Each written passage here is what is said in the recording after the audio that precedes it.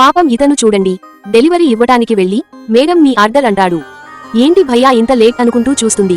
వెంటనే షాక్ అవుతుంది. వదినా మీరా అంటాడు. ఎవరు అని లోపలి నుండి భర్త అడిగితే ఎవరూ కాదు మీ ముద్దుల తమ్ముడు అంటుంది.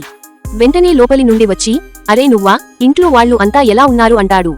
నువ్వు ఇంట్లో నుండి బయటకి వచ్చేసి సంవత్సరం అవుతుంది, ఒక్కసారైనా నాన్నకి ఫోన్ చేశావా అంటాడు. నాకు ఆ కుటుంబానికి ఏ సంబంధం లేదని గెంటేశారు కదా, నేనెలా ఫోన్ చేస్తా అంటాడు.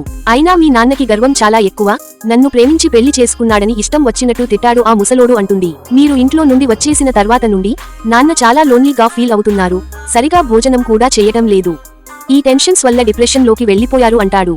ఇదంతా ఇప్పుడా చెప్పేది, నాకు ఒక్కసారైనా ఫోన్ చేసి చెప్పాలి కదరా అంటాడు. తర్వాత ఏం జరిగిందో చూసే ముందు ఇంటికి కూతురే మహాలక్ష్మి అనేవాళ్లు వీడియోకి లైక్ చేయండి. నువ్వొక పని చెయ్యి, ఇవిగో ఈ డబ్బులు తీసుకుని నాన్నని హాస్పిటల్లో చూపించు అని ఇస్తుంటే అందులో 500 మాత్రమే తీసుకుని సారీ సార్, మీరు పెట్టిన ఆర్డర్కి డబ్బులు సరిపోయాయి అని వెళ్లిపోతాడు. అన్నయ్య ఫీల్ అవుతాడు.